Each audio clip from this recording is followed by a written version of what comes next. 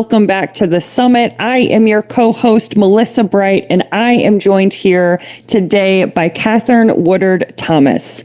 Katherine is an award-winning licensed marriage and family therapist, creator of 2 Mind Valley Quests, and has trained thousands of people as certified relationship coaches of her highly transformative methods. She is also the creator of the acclaimed True You Awakening process and lead teacher of the True You membership program. Katherine is the New York Times best-selling author of Calling in the One, 7 Weeks to Attract the Love of Your Life, and Conscious Uncoupling, 5 Steps to Living Happily Even After. So without further ado, Katherine, welcome. How are you doing today? I'm wonderful, Melissa. It's so nice to be back again. Thank you for having me. Yes, absolutely. So I just mentioned your book, The Conscious Uncoupling. What exactly does that mean, and what inspired you to create this process? Well, first of all, I think conscious uncoupling is kind of explained almost in the name of it. Why I think it just went boom once Gwyneth popped it into the lexicon. Let's do this well. How about if we do this well, like a brand new idea? Because up until that time, I mean, really in America anyway, divorce was all the way up until 1969. It was really gnarly to get a divorce. You had to accuse somebody of infidelity or of neglect or some very severe thing. It was in 1969 that Ronald Reagan, when he was governor of California, introduced no-fault divorce, and it unleashed this like explosion of divorce. Okay. And for those of us who are grown now, who kind of lived through that as children, children of parents divorcing, we got to see firsthand how unwell that process tended to go. Right. There's a lot of, our culture has moved on to where, most of us are slated to not just meet one person and marry them and spend the rest of our lives with them. The cultural norm now is serial monogamy, but our biology hasn't quite caught up to that. Okay. So our biology is kind of, our brains, our bodies are kind of programmed to go to war. When a primary attachment figure is leaving us. Yeah. So conscious uncoupling was really born, I think, from my own experience. I am a psychotherapist. I am trained as a marriage therapist, actually. And I lived through the very nasty divorce of my parents when I grew up that lasted for years. I mean, my parents could not be in the same room as pleasant people who were civil to one another until I was in my 60s. Whoa. Okay, that was a very long, hostile period between them. So, and there was basically a war going on when I was young, and it ended up, eventually it became parental alienation. I lost contact with my father, which is also very common in very hostile divorces.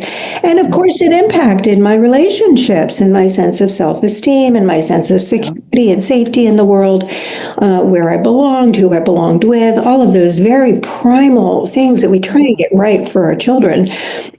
People just didn't know. It was just off their radar back then. They certainly had no courses in how to do this better or books about how to do this better. Yeah. I remember as a kid just being kind of fascinated with that column that would be in a monthly magazine. I can't even remember the name of the magazine in this moment. It was called Can This Marriage Be Saved? And I would just, my mother would get the magazine, I would just open it up. Can this marriage be saved? And so obviously it was really impactful for me. But when I then married who I affectionately call my husband now, Mark, I never anticipated getting divorced. None of us think we're going to wind up on the wrong side of that 50% divorce divide, that very tenacious 50% divorce divide.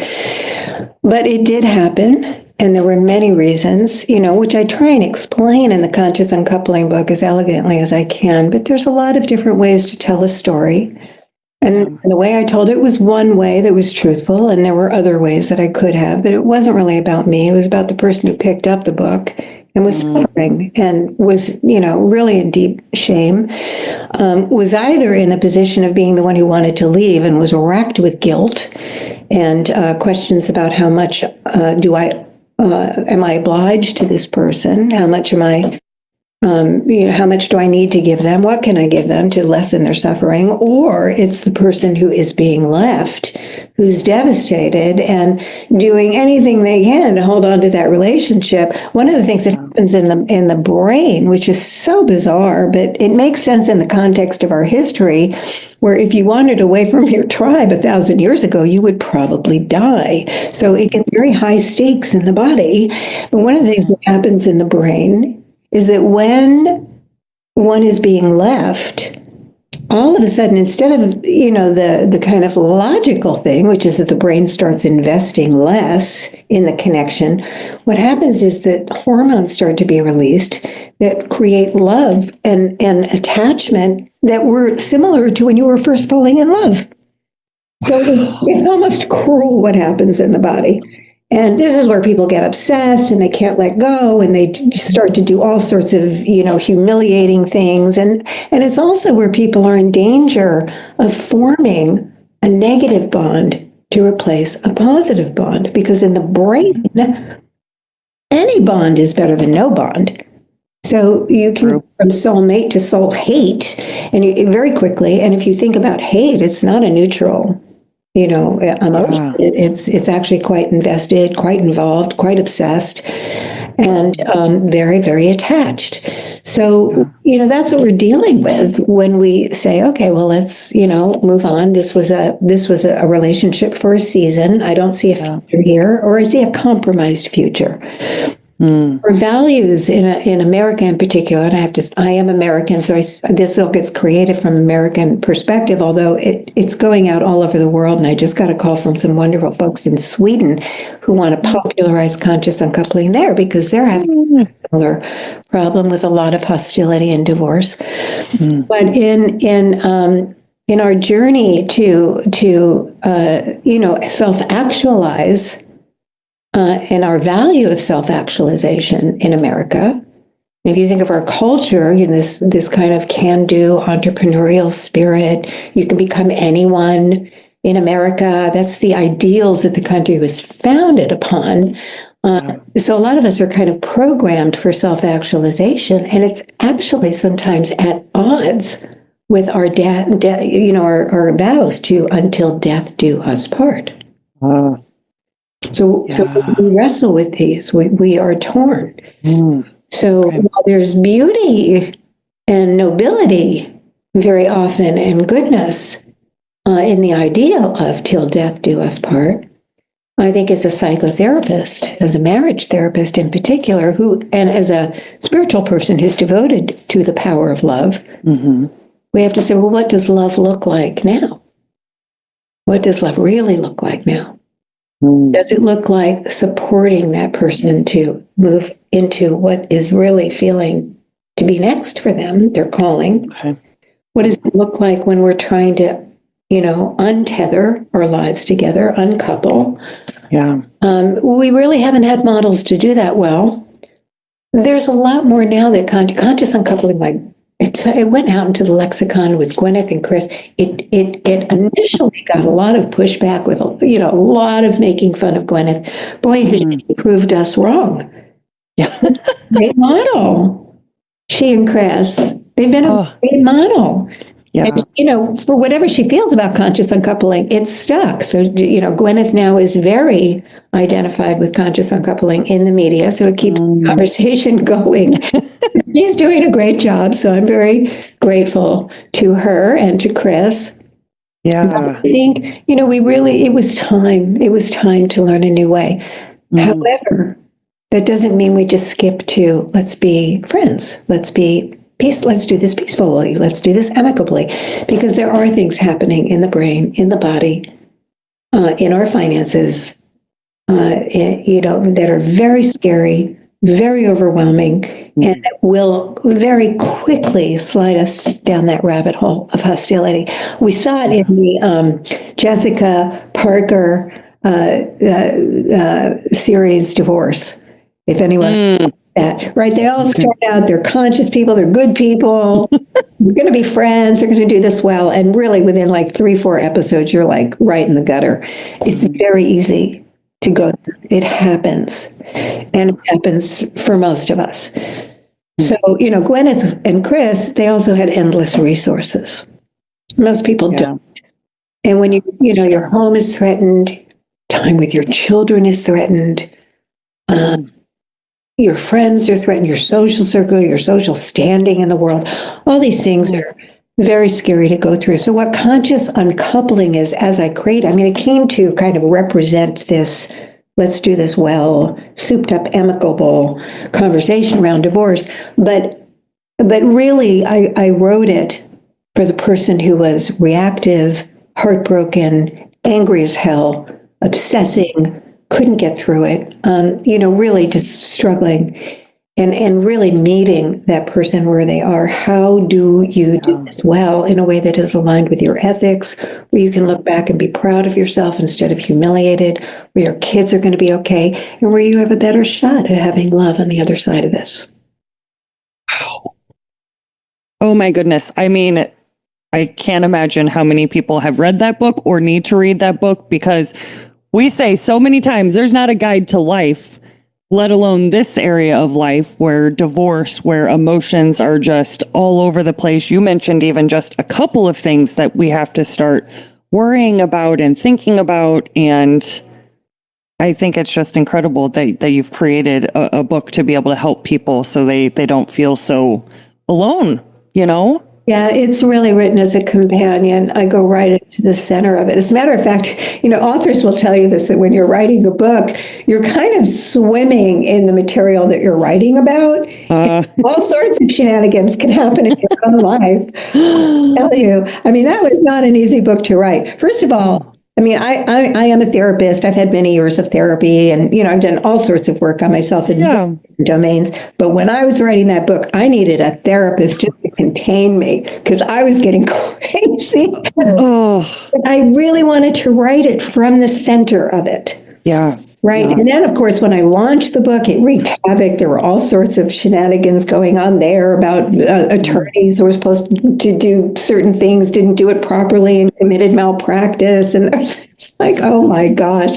So there was a book called Crazy Time, I think. So launching Conscious Uncoupling to the world was a bit of a crazy time, too. Oh my God. I can imagine. I can imagine. So, Katherine, as you just said, breakups can bring up very, very overwhelming emotions. We have grief, anger, shame. What are some healthy ways that we can really start to navigate these big emotions without becoming stuck in them? Well, it is the first step of conscious uncoupling, because that's what we are. Step, find emotional freedom. But I want to say about the shame. When I was divorcing my husband, Mark, I felt a lot of shame. And I was the one who initiated the divorce. And I felt a lot of guilt, and I felt a lot of shame. And at some point, but I had really, at the time, thought it through quite significantly and spent a lot of time and really made the decision based on the values that I had at the time. Okay. And so I felt that it was in alignment. It was a decision that was made in integrity. So the shame caught me off guard, right? Because I'm feeling ashamed, but I really was thoughtful, and I felt I was doing the right thing. So I began to question the shame, and I realized, I was a teacher of Calling in the One. I taught tens of thousands of people and gotten on the inside with them. I knew that this was not a personal experience I was having. So I recognized it's a collective collapse into shame at the end of a relationship very often, and an assumption that the relationship has failed. And so when I really thought about it, has this relationship failed? Well, I'd written a best-selling book that had been helping a lot of people. We had a daughter. We'd healed a lot in each other. Like, there were a lot of good things that came out of that relationship. So it was a more complicated question. Did the relationship fail? Yeah. So I eventually came to this idea, like, who's thinking me? What's thinking me? What's the thought that what's the standard I'm holding myself accountable to that isn't even mine? And when I realized it was the happily ever after meme that we all are kind of collectively inside, this expectation Yep. And really that we are all holding each other accountable, holding ourselves accountable to living this story. So I began to research that story. Like, where did that story come from? Because consciousness is ever evolving. Like, Yeah. okay, whose idea was that? Ever after. And I realized it was an idea that was born about 400 years ago, which is really just a hiccup in the of humanity. If you read Stephanie Kuhn's Marriage, A History, you find out that there are all sorts of ways that people arranged child rearing, families, construction, and, very simple ways of parting ways that were peaceful, and there's all sorts of stuff in the past. So the idea of happily ever after was born, believe it or not, in Venice, Italy, which is still kind of the romantic capital of the world. But it was at a time when the lifespan was less than 40. Okay. And where there was very little mobility, very few choices. Back in Venice, Italy in the day, half the children died before they became 16 years old. So maybe in that world, it was probably a good idea to keep two parents in the home to give those children a better shot at it. There were a lot of cultural reasons for the story. So then I asked myself, well, what's reasonable now? Is that still a reasonable standard to hold ourselves to? And I started researching, and I found out that most of us are slated to have 2 or 3 significant relationships in our lifetime, and that serial monogamy is actually the new norm, right? So this is where the idea of live happily even after. Yep. Okay, like how do we do this well? So that really became kind of the point of, I need to figure out how to do this better. The first place we're going to look is, well, what do you do with these big feelings that really are born from the past? They have a life-death quality to them. They have a, kill or be killed quality. I'm under great threat. I'm going to die if this person leaves me. Well, most likely you won't. Right. It's no longer true. So how do we deal with that? Well, one of the things that, as a psychotherapist, I know about is something called affect labeling. And it became a practice that I offer in step 1, and I have a recording of it, which people can access. If you go to the book, you can access how to get that recording, because it's just in the book in step 1. And it's basically the ability to name and witness with love your own inner experience. So you're creating a certain distance from your own experience, but you're not denying your own experience. You're learning how to hold it from a deeper center.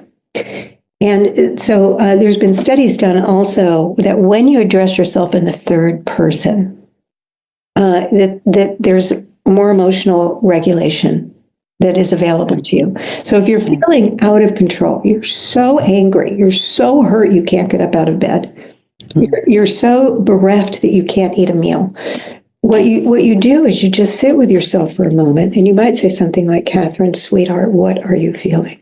Not what am I feeling? Because I don't want to identify with the feeling. I want compassion for the part of me that's having that experience. Okay, so I have to, and you can access that with this very simple technique of saying, sweetheart, what are you feeling? Now, the affect labeling part, affect is just another fancy word for what are you feeling? It's a feeling. Oh, okay. Okay, so you're labeling what you're feeling based on UCLA studies that were done where there was a machine that regulated, that kind of monitored all sorts of somatic responses, your body temperature, your heart rate, your blood pressure, all of those things. And what they did is they put people in front of a computer screen, and they showed images of people having experiences that were difficult, very challenging, horror, terror, rage, hatred. And they just kind of monitored what was happening in the body as people are watching these images. And of course, everything's shooting off the charts. Right. We're all, naturally empathetic with each other. Yeah. The next group, they had the same exact images, same exact, things they were monitoring, but they put a word on the screen that described the emotion that the person was experiencing: horror, shame, despair. And And they found that the somatic responses were way less than the first group.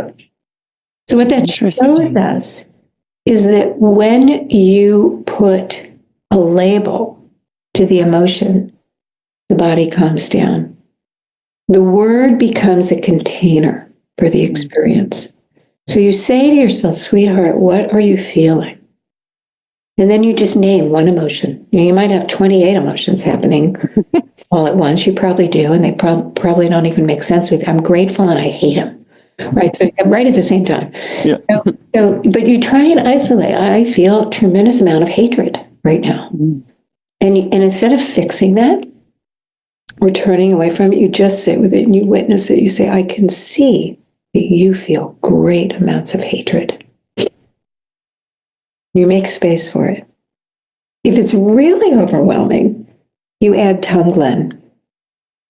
And what Tonglen is a Buddhist practice that I've applied to this particular practice, where then you do, okay, I'm going to breathe, I'm going to welcome hatred in. I'm going to hold hatred.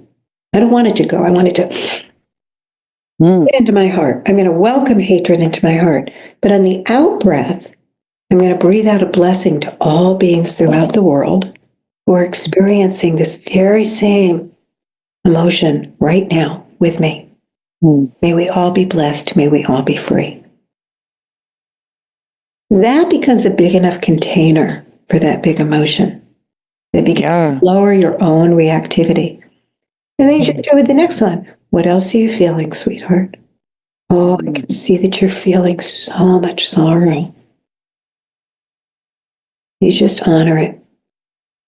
So what we're looking is how do we regulate ourselves so that we can actually make choices? Because at the same time that all this is happening, you're making key decisions. Where your children are going to live, what's going to happen to the house, how you're going to divide your assets, how you're going to explain this to your family. Right? All of these big decisions that are going to really determine the next 10, 20 years of your life. Being made at the time that you're just out of control. So it's been a trauma. It's a trauma to have to break up. Judith Herman, who's the founder really of trauma therapy, Bessel van der Kolk was, I think, now a colleague of hers, but she really was the first one. She had studies out of Harvard, but she calls breakups one of the biggest traumas we'll ever go through. A rupture of attachment. So we have to learn how to regulate ourselves in order to bring wisdom to our breakup, to consider the future when really, because the brain, the body's so hardwired for fairness. There are so many stories that I tell you about people who do crazy things. So there's one asset, the value of which is $10,000.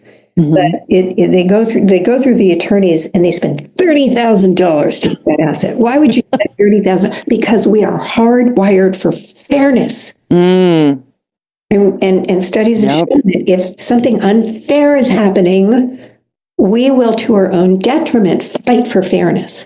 And so rather than go through the kids' college fund, let's try and do this well. And consider the consequences. Considering the consequences of something, of our behavior, is the essence of wisdom. So the other thing that I do in step one is I really listen to the complaint. I mean, usually people, if they're upset, they're angry at themselves, they're angry at their partner, they're angry at a third party, for very good reason. Mistakes have been made. Bad behavior has happened. People behave very, very badly at the end of love. So what you want to do is turn those negative emotions into the fuel for positive change. Okay, so anger, the energy of change. This is unacceptable. This is unacceptable. This is my bottom line. This can't ever happen again. So what will happen again? From now on, I will only be with someone who values me, who demonstrates respect, who is honest with me, right? So that you kind of want to, you want to harness those energies and point them in the direction of positive change as an intention. Because when we set an intention, we actually hold ourselves accountable to be who we would need to be in order for that to be realized. It's different than wanting, Yeah. right? So that's step one.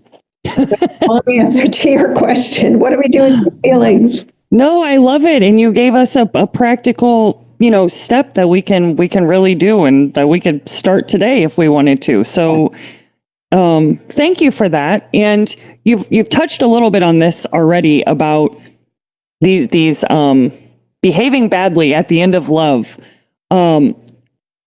Why does this happen besides the obvious? And how can we really handle our own reaction in a way that promotes healing rather than more harm? And I know you kind of touched on it, but Yeah. Well, the Japanese have a saying that says you don't know your wife until you divorce her.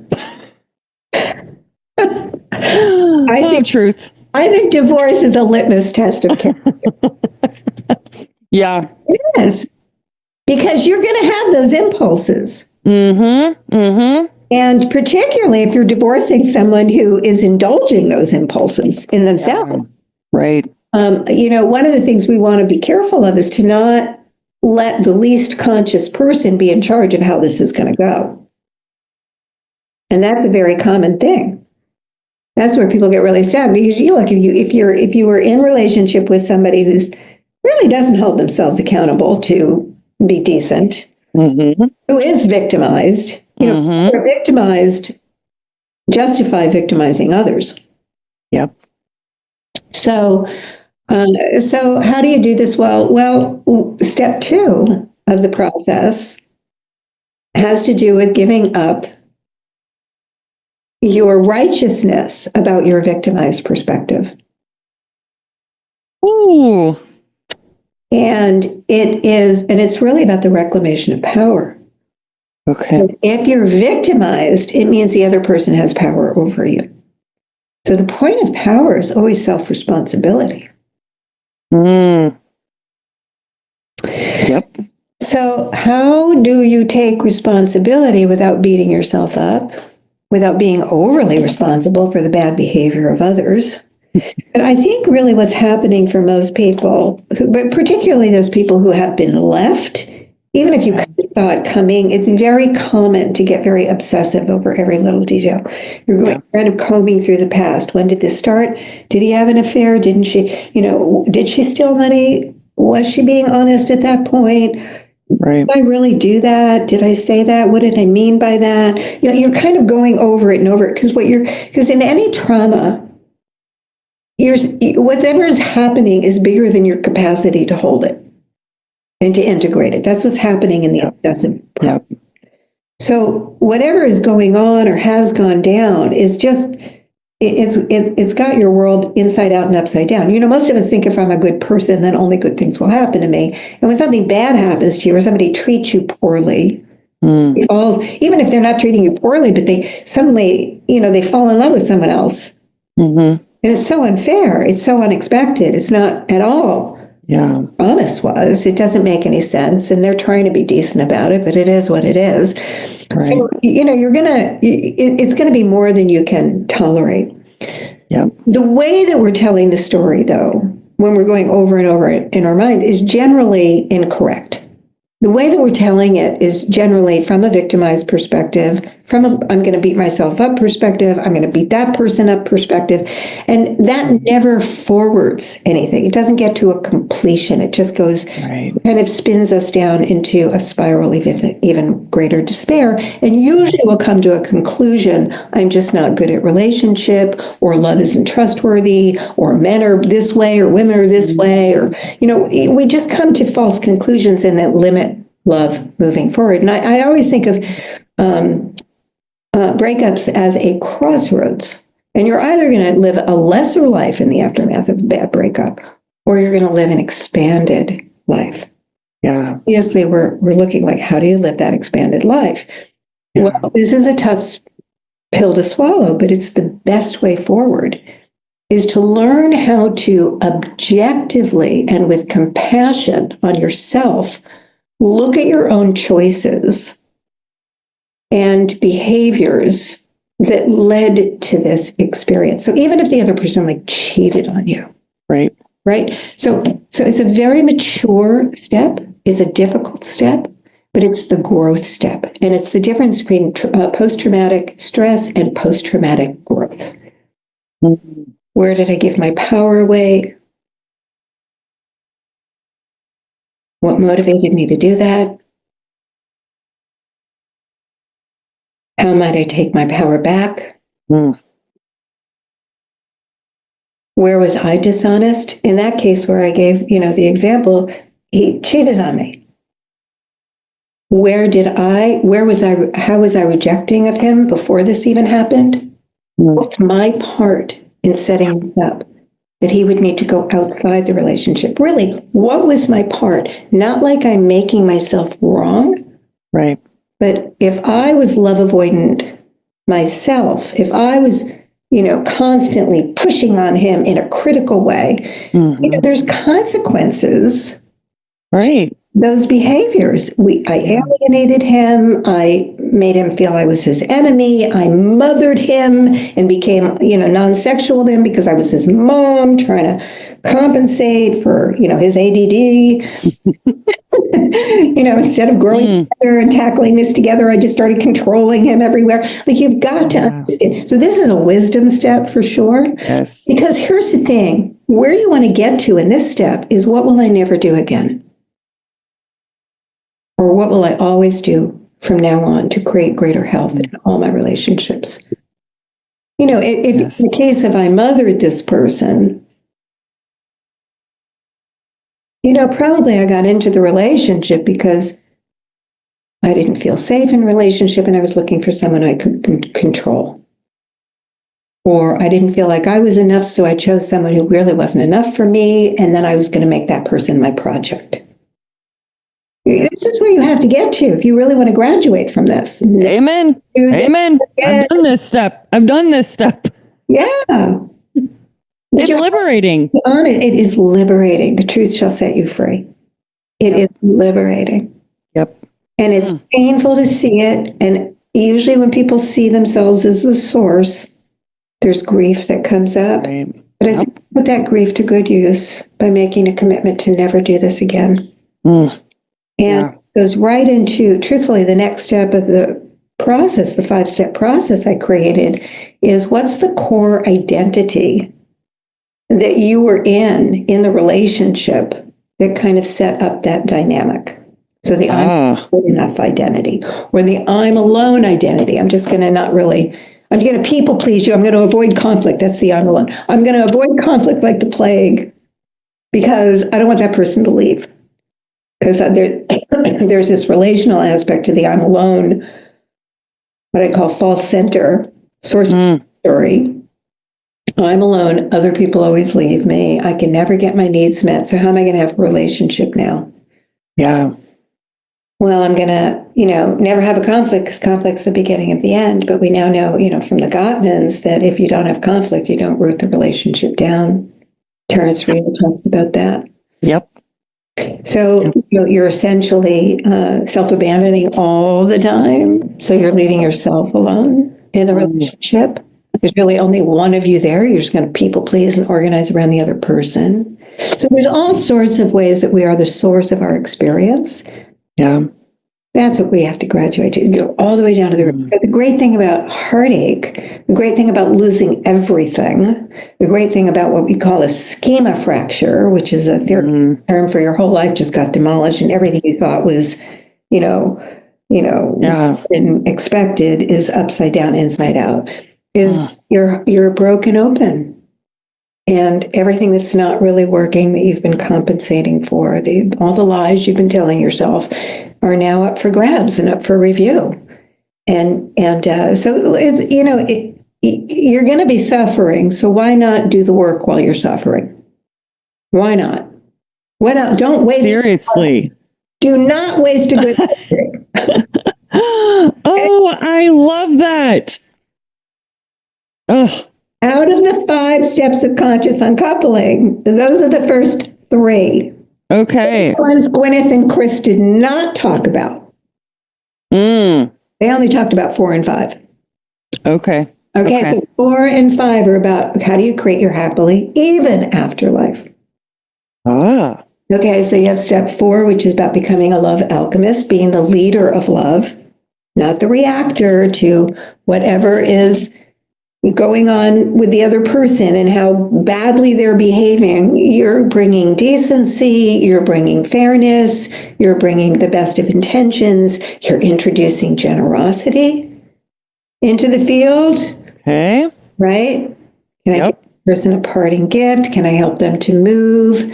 Can I be nice and fair in the way that I'm navigating the break, but not out of guilt, Yeah. out of generosity, self-responsibility. I mean, if you were the one who behaved badly, you might have the tendency to want to make an amends to that person. If you can do it financially, you might want to consider it. But for the sake of the children, for the sake of your future love affair, Right. right? You really want to be complete with this person. If you've behaved badly or if they've behaved badly towards you, you want to take responsibility for your part. This is not about becoming best friends. Sometimes you can, but if people were sociopathic, if they behaved badly, if they stole money, they lied, they cheated, you can't count on them, they badmouth you to the children, you have to know who you're dealing with. Yep. Friendship is earned, in my book. Oh, so true. Just a demotion from romance. Yeah. I hold my friends very precious, and I strive to be ethical with them, to be generous with them, to earn trust with them. And I encourage people who want to be quote unquote friends on the other side of a relationship to begin investing in the new relationship in this way. So an example of this is I wrote Calling in the One when I was in the relationship with Mark. We were newly married when I started it. And it took several years. He was a great support while I wrote that book. And during our divorce, the royalties from that book were part of our joint assets. And the moment that the mediator brought it up, Mark just said, "Oh, no, I don't want any of those royalties. Catherine worked so hard on that book." And that took us both aback. And I was very touched by that. Yeah. So he started the culture of generosity between us. So when he moved out, then I reciprocated by buying gifts for his new home. And I really reciprocated when a few months later he ended up losing his job. And, it's hard to go from one household to two. So it was a big deal that he lost his job in the midst of this. So financially, we were both very stretched. But I really thought about it for hours. Actually, I wrestled with it because I wanted to fight for him to keep paying me child support. Right? I felt very threatened. Yeah. But I thought, well, look, there's probably, I'm an entrepreneur. There's probably, 1,000 different ways I could just play a game. How else could I make that money up? What else? I clean houses. I go back to waiting tables. I could, just playing with it. What could I do? Because he's the only father my daughter will ever have. And maybe I have that perspective because I lost connection with my father. Yeah, Very true. Station, and I know I lived through it. Costs children, even though they're behaving well, getting good grades in school, they look like they're okay. They're not okay. If you're at odds with the other parent, they are not okay. And even if you're like just, biting the bullet and grinning and being nice when they walk in the room, if your body bristles, you stop breathing, you tense up, the children feel it. Yes. Even if you've got rules. So you really want to be complete with that person. So step 4 is about being complete and about evolving the relationship to its new form. Okay. Step 5, creating your happy even afterlife, is really about the structures of everything. There's one piece in there that's emotional, which has to do with agreements. All relationships are a form of, are really just a set of agreements. When you call and you're in trouble, I drop everything for you. Yeah. I show up for you. That's an agreement. That's it's kind of an implied agreement in your friend or your close friend relationships. There's a lot of implied agreements that might never have even gotten spoken. Some of them got spoken until death do us part, maybe at the altar. I will, you're my forever love might be spoken in a moment of passion. I'll never love anyone more than I love you. That's an agreement. Yep. But some of them are just implicit. When you need money, I give you money. If you're desperate for money, if we're the only sex partners either one of us will ever have ever again, all of so we have these agreements. When you have a breakup, you actually have to name the agreements and recreate, because our agreements are our expectations. This is why when somebody is, they're divorced and then their former partner is getting remarried 3 years later and they get depressed, they get angry, they get upset. Why? Because they're breaking the agreement. They're actually conscious. Oh, we had this agreement. Now we have this new agreement. Yeah. We are lifelong co-parents, and you are free to find a new lover or many lovers. And I am free to do the same. Yeah. We are no longer romantic partners, but we are devoted parents who are co-parenting our kid. That has to be, and whether or not you do that with that person, you need to do it in yourself. This is who this person is. I have rituals to do to help people with this. And again, in the book, there's all sorts of downloading of things that I offer people. But you can do a ritual, which is I call a soul-to-soul ritual. Oh. Where you're just, want to see that person. If you're scared of that person, you make them really tiny so that you're towering above them and a firewall between the two of you. You can bring them in and say, this is the old agreement, this is the new agreement. And you make a new agreement in your mind's eye. Yes. Because you have to complete the relationship inside yourself in order to do this one. I also put in things like, there is downward mobility. Look, in the happy, even after story or ever after story, there's always upward mobility, right? A commoner marries a noble person. They all lived happily ever after. Well, again, contextually, where that comes from is on the books in Venice, Italy, at the time that happily ever after was created. There was a law against a commoner marrying a noble person. You were not legally allowed to do that. It protected the wealthy class. Okay. So if you were born into poverty, you were pretty ensured that you were going to live in poverty and die in poverty. Right. And that's, had to do with how many children were dying too. Yeah. So there's a lot of wish fulfillment in the happily ever after story. It was like the Netflix of the day. Okay.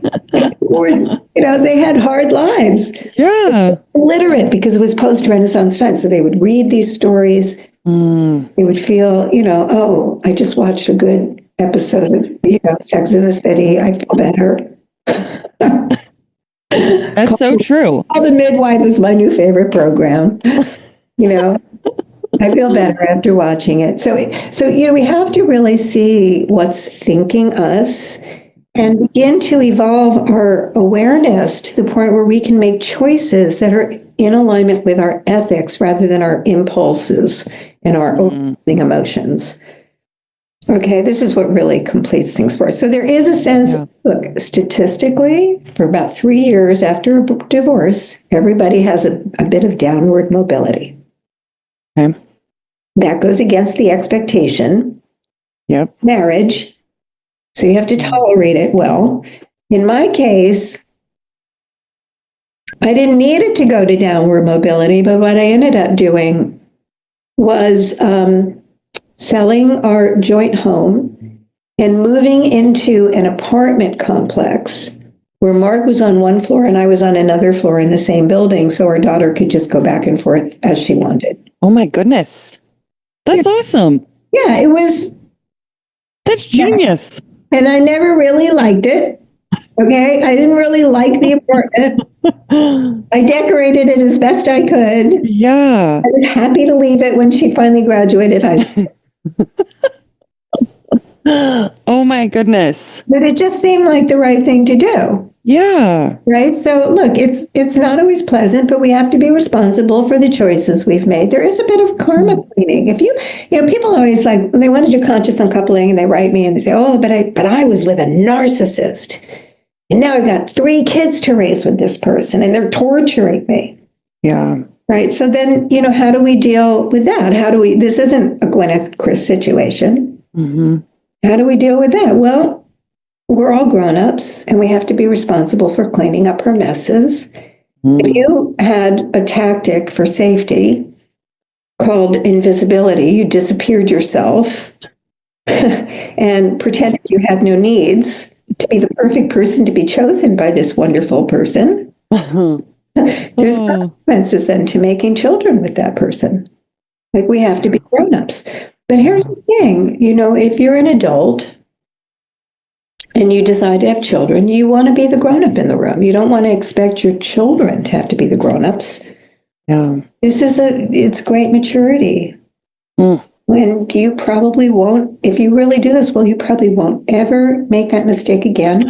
And that doesn't mean you'll never date again. It means that you're going to up-level your own maturity to be able to be in a relationship where there's give and take and mutuality and 2 people in the room where your needs matter. You're responsible for negotiating your needs, making your feelings known.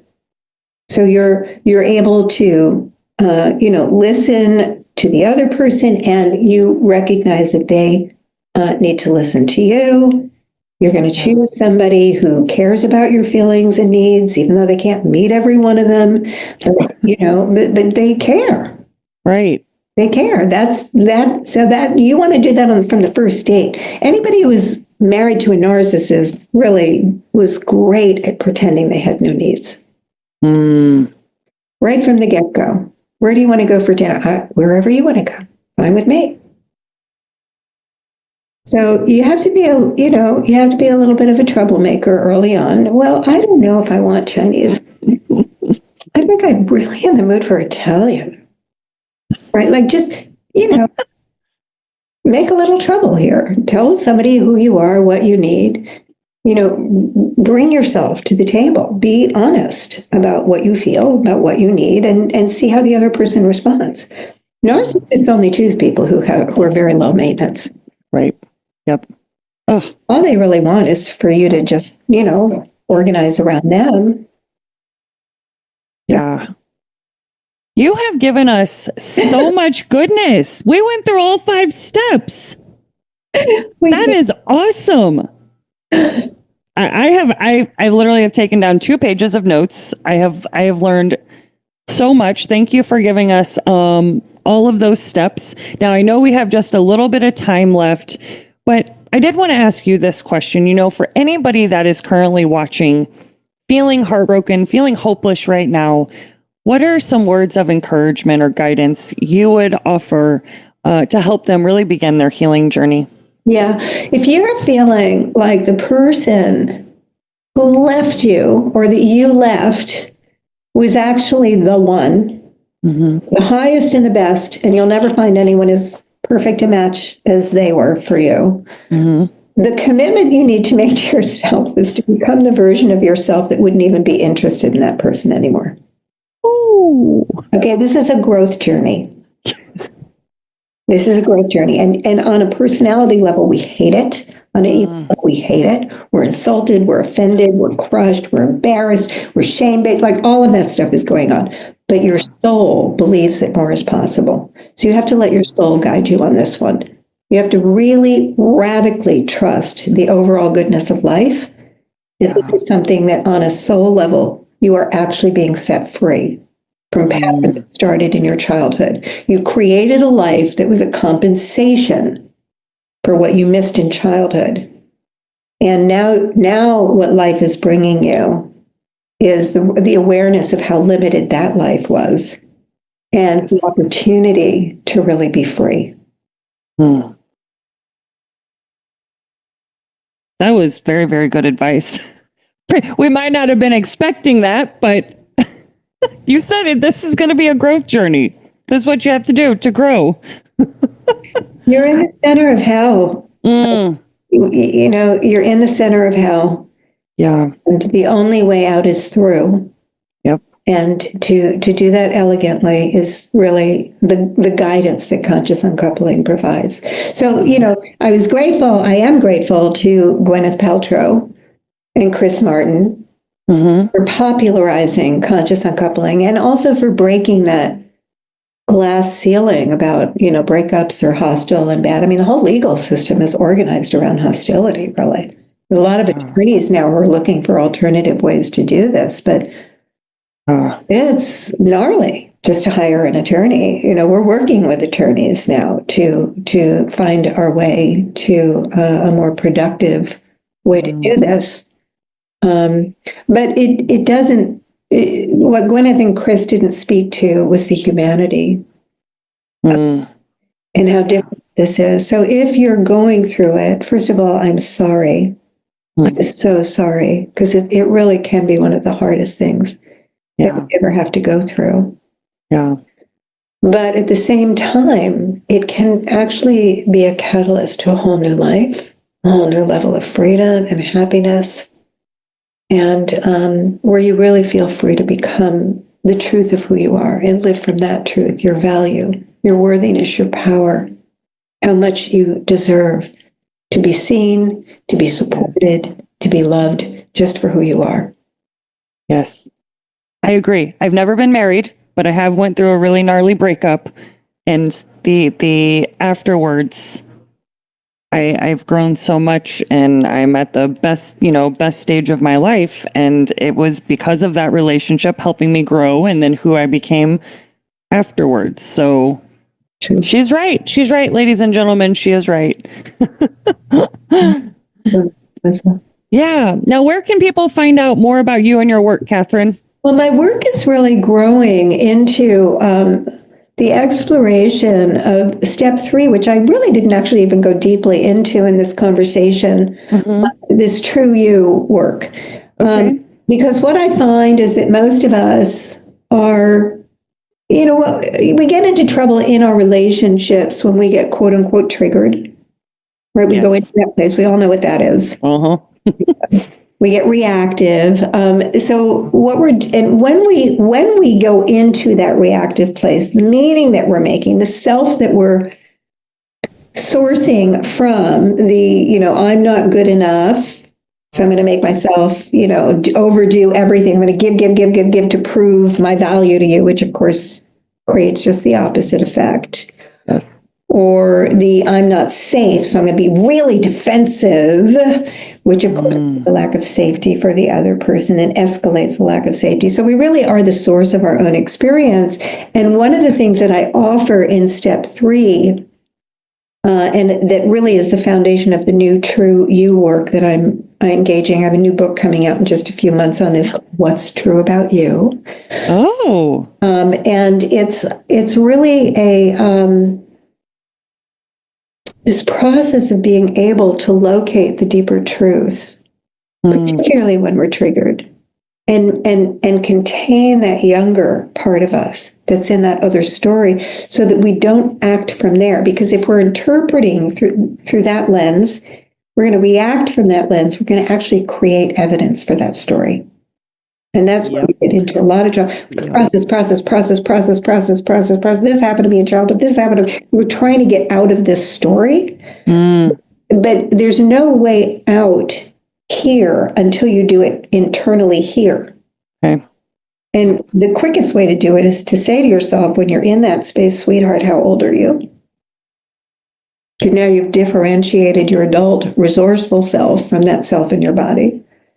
Yep. I'm 5 is going to be the answer, or I'm in the womb, or I'm 7, or I'm 2. And then you want to sit and say, sweetheart, you're not alone. I'm right here with you. I got you. This is all inside you. And what's really true is I didn't come here to be alone. I came here to love and be loved. And I can learn how to have healthy, happy love. I can learn those skills. Right. So now you're in your more resourceful self, your more adult self. For those people who have, access to the spiritual realms, you could be in your higher self, and you can navigate life from there. which might be then to go and say, look, I'm feeling kind of alone in this conversation here. I'm very hurt by what you just said. I don't think you meant to say it that way. Can we talk about it and work this through? That's a very adult way of handling as opposed to shutting down, starting to people please, or, you've got one foot out the door now. All of those kind of reactive ways of relating, which will create a life that matches and mirrors. Yes. Story. So it's the transformation of identity as the core. And that's what the truth, how do we live from the truth? How do we create our relationships from the truth of who we are? Okay. And where can people find out? What's your website, Katherine? Just KatherineWoodwardThomas.com. If people want to have a seminar on conscious uncoupling, you can go to consciousuncoupling.com. Okay. But you can also get there through KatherineWoodwardThomas.com. Awesome. Well, thank you so much for this conversation. This was incredibly insightful. And I just want to say thank you for all the work that you've done and all the people that you're helping and continue to help, because we need you. We need you. Thank you so much. Thank you, Lisa. God bless you for your work too. Thank you.